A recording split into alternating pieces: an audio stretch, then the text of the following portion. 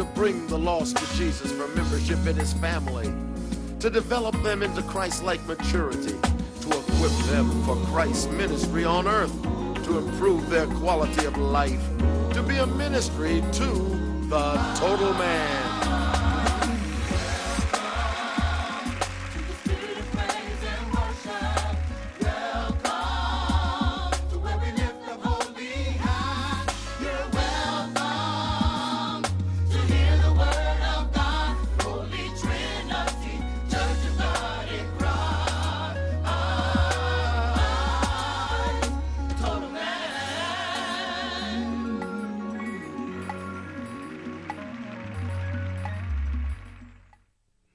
Say, God has a purpose for my life. God has a purpose. The choir sang, I was born with a purpose. Let's look firstly at Revelation 4, verse 11. Thou art worthy, O Lord, to receive glory and honor and power, for thou hast created all things, and for thy pleasure they are and were created. Again, I want you to lay your hand on yourself and say, I was born with a purpose. Jeremiah chapter 1, we get an experience in the life of one of the major prophets. In chapter 1 and verse number 4, these words are recorded. Then the word of the Lord came unto me, saying, before I formed thee in the belly. Now that has a lot to do with life. The birth of life. When is a human being really a person? God is telling Jeremiah, he said, before I formed you. Otherwise, before I let your father's sperm fertilize your mother's egg, I knew you. God had a purpose for Jeremiah's life. And I want you to know there ain't nothing new under the sun. God has a purpose for your life. He says, I knew thee, and before thou camest forth out of the womb, I sanctified thee. Otherwise, I set you apart. I sanctified thee, and I ordained thee a prophet unto the nations. Otherwise, I ordained, meaning I have empowered you. Then said I, he begins to talk back to God. Lord God, behold, I cannot speak. Otherwise, Lord, I ain't mature enough to talk. He's really saying, I've called you before I positioned you.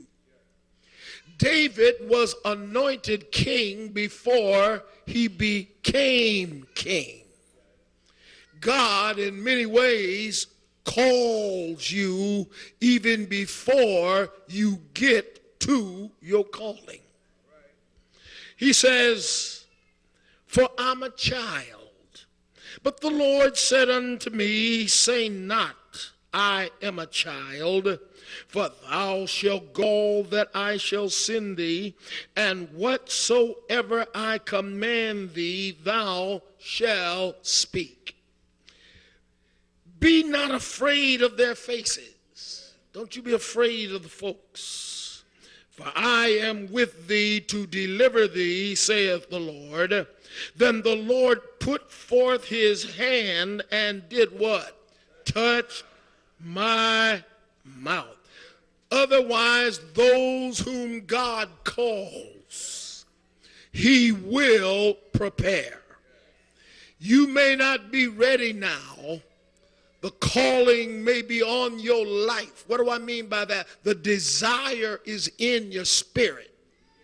You may not be ready now, but God will prepare you. He says, and the Lord said unto me, behold, I have put my words where? I have put, not your words, but I'm going to put my words in your mouth. See, I have this day set thee over the nations and over the kingdoms to root out, to pull down, to destroy, and to throw down, to build and to plant. God has a purpose for your life. Will y'all help me drive this message and just talk back to me and say, God has a purpose for me being born. It's a sad thing when people are born and do not understand or realize their purpose in life. They live, they have children, they go through life unfulfilled, no desire, no motivation, because they don't understand their purpose in life. And because they don't understand their purpose, they become slaves to things rather than taking dominion and control over things. They allow things to control them. God never meant for things to control you. He put things in the earth for you to use, but not for things to dominate your life. This is why he tells you greater is he that is in you than he that is in the world. You literally are or should have dominion over the things in your life. What happens to people who don't know their purpose, who don't understand why they were born in the earth? They literally turn on themselves. They feel they're not worthy. They ask the question, why am I here? They allow things to control their life, and can I be plain? Because they don't know their purpose, and because they don't realize why they were born, they then have no vision for their life. Oh my, I'm hearing Solomon in my mind. When Solomon talks about it in Proverbs, I believe it's the 29th chapter, when he goes on to say, where there is no vision, the people perish. Now, we apply that to leadership. Many times we say, well, I don't want to sit under that man because he has no vision. But it's deeper than that. You got to have vision for your life.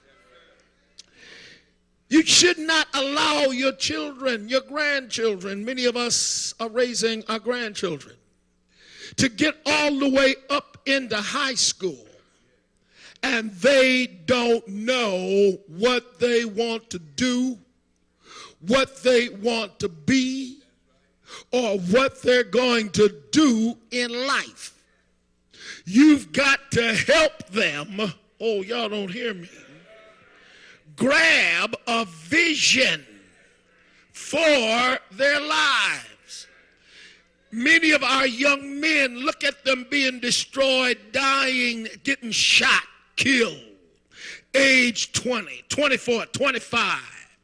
Coming up in an environment where they don't have any vision. They can't see no future. And a lot of them really don't even believe they're going to live long. So thus they don't really care. They're living for the moment. They're living for the moment, and thus they allow any and everything to come into their lives. And the disappointment is they lack inward fulfillment.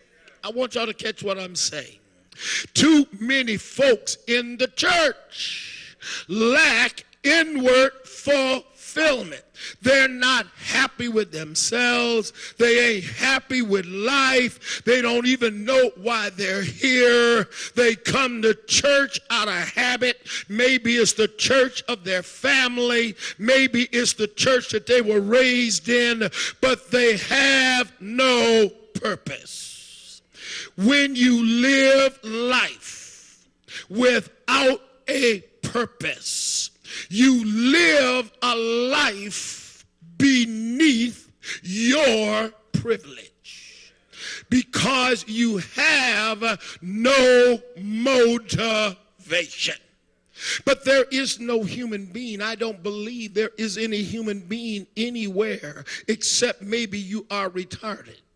If you are retarded, then that's a question I have not been able to get an answer from God. But as long as you have the ability to reason, as long as you have the ability to think, you may not be the sharpest knife in the drawer. Oh, y'all don't hear me. I say you may not be the sharpest knife in the drawer. But I'm here to tell you, when you meet Jesus, I don't care who you are, when you truly meet Jesus, he will give you purpose for your life. And there are too many of us in church today, too many of us walking the streets of Muskegon that have no purpose. We're just living from day to day. We're born, we have babies, we raise families, but in our heart we don't even know why we're here. And so you wonder why there's no fulfillment in your life. You wonder why you're so miserable. And in order, watch this, I'm just being plain and straight today. What happens, you allow things to start to control you. What do I mean? Because I need to heal this emptiness within me, this dissatisfaction that's in my life, and I don't know why I'm here. So Lord, here's what I'm going to do. I'm going to dull my pain. So I dull my pain with things such as chemicals. Y'all hear it. It's on the news every day. I forget the name that they're starting to call it. Opiates, thank you, son. Opiates are now becoming so dominant. It's not because it didn't bother them a while as long as it was in the black race. But what they forget, all men, black, white, rich, poor, have a soul. And that soul has to be satisfied. A human being must find gratification in their life. If you don't find gratification in what you do, you're going to find yourself going into depression. So in order to come out of it, I got to get me a thing to satisfy my emptiness. Ain't you heard folks talk about, I've just been trying to find myself? These rich folks go all over to the Middle East, fly to the Middle East, sit down in front of these charmers, and these fellas got them charming and spending all kind of money, all because they trying to find themselves. What they really saying, there is an emptiness in me. And I don't know why I'm here, and I'm trying to find myself. Oh, good God, I hear Jesus talking to my mind when he's saying to me, Brother Wells, don't know what he's saying to you. He's saying to me, come unto me. All. Here's the word labor. Labor really means I'm tired.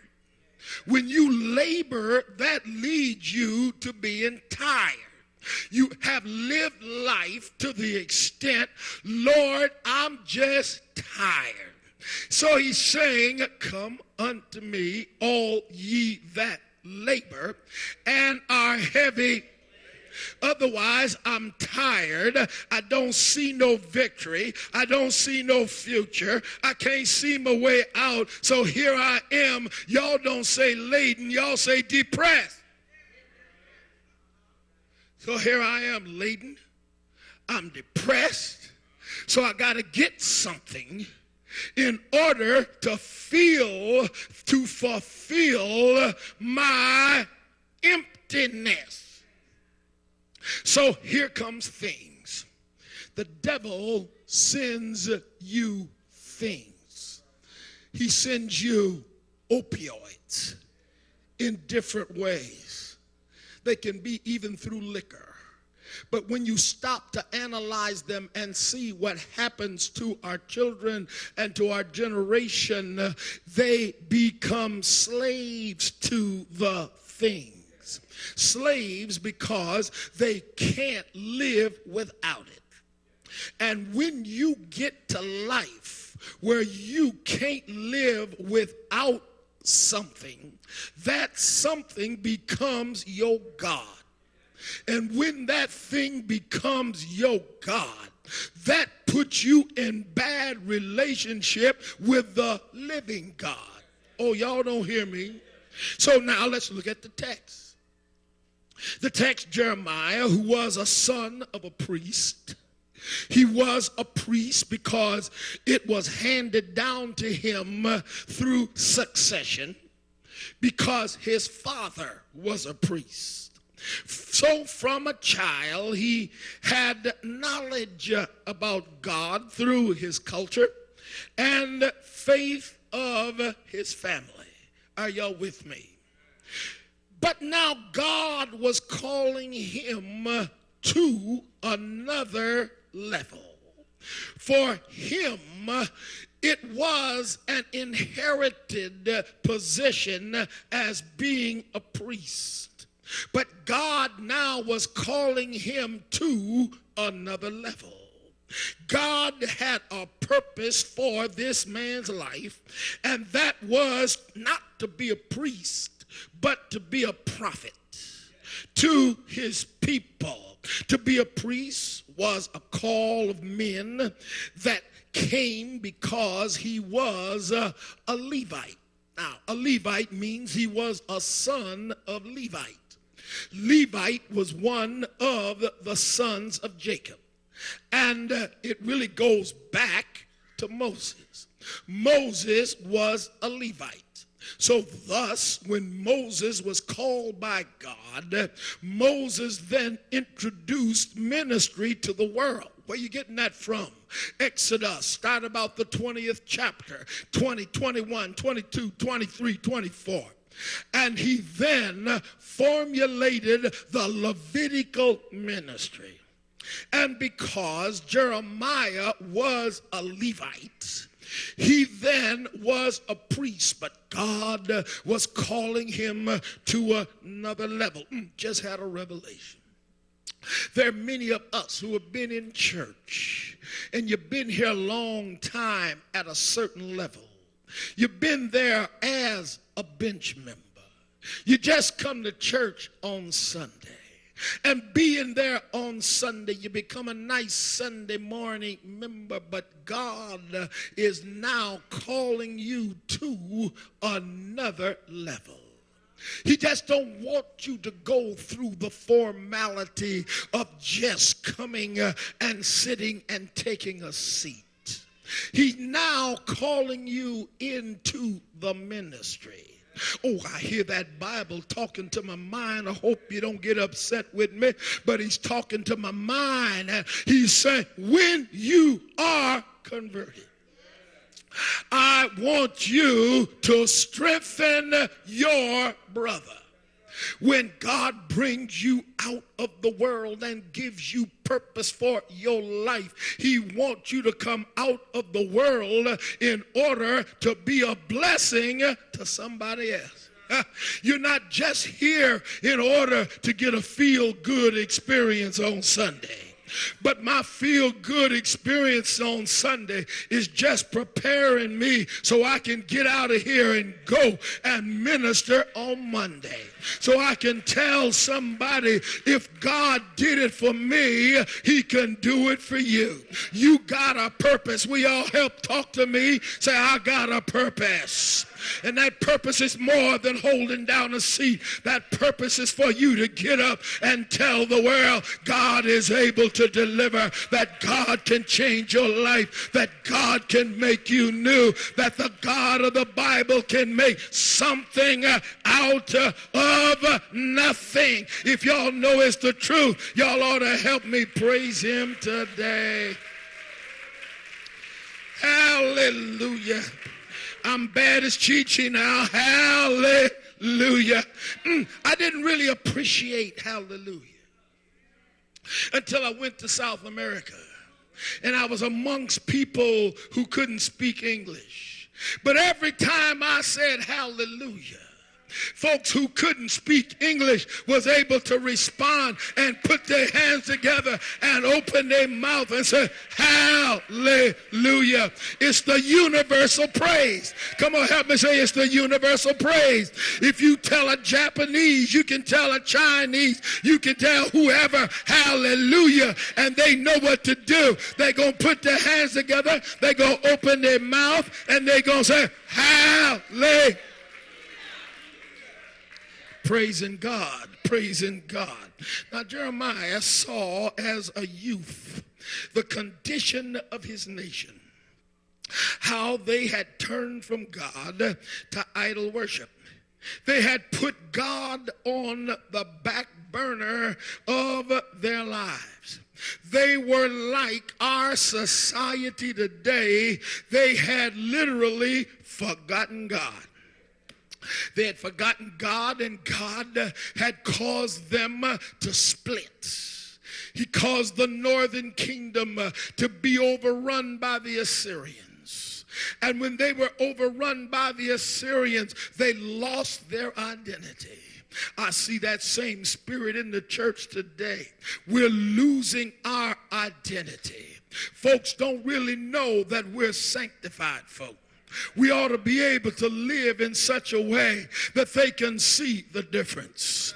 Folks say, Bishop, you're old school, but I'm here to tell you the Bible is the same yesterday, today, and forevermore. God is still the light of the world. And if we get like the world, they don't have no light. We got to stay on fire for God, because too many folks in the world need some place to come. Because their lives are burdened, they're distressed, they're discouraged, they're broken. But I want to give you an old antiquated message. Jesus is the answer for the world today. Just like he saved your grandmama, saved your granddaddy, saved your mama, he can do the same thing for you. How many of y'all know that today? If you really know it, I want y'all to help me preach. Tell your neighbor, say, he's still in the saving business. They had forgotten God. It's like America. We have forgotten God. We put him on the back burner. We don't have time to pray. And you wonder why your life is miserable, why you ain't got no satisfaction, why so much trouble is in your home, why so much trouble is in your family. But the devil is a lie, because there can be a change. God can make a change. The old folks say, pick me up, turn me around, place my feet on solid ground, put a running in my feet and a clapping in my hand, and joy in my heart. You're able to find joy even in the midst of your pain. Oh, y'all don't hear me. He'll give you joy in the midst of your pain, but you got to learn how to praise him in spite of. You got to know who you are. Y'all don't hear me. You got to know who you are. In case you don't know, let me tell you, I'm a child of the King. God's my Father. Jesus is my brother. And the God I serve has everything. The cattle on the hill belongs to him. And whatever you need, God's got it. He's got everything that you need. How many of y'all know that today? If you know it, I want you to act like it and put your hands together and show God and tell him, Lord, I thank you.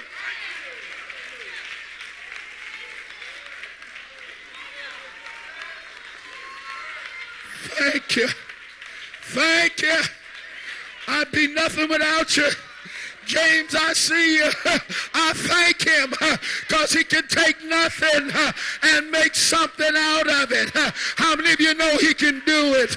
So y'all have to excuse me while I take a praise break, because when I think of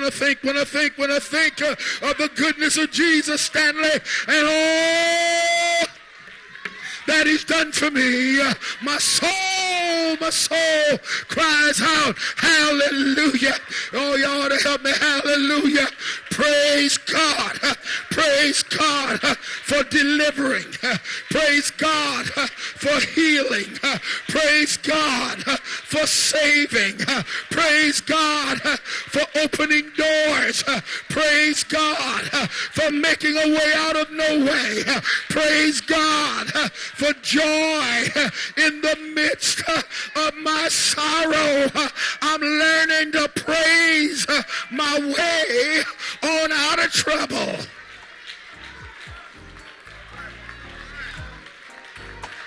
Yvonne, I ain't shouting because I'm happy. I'm shouting because I know that the God I serve, Maya, can bring me out.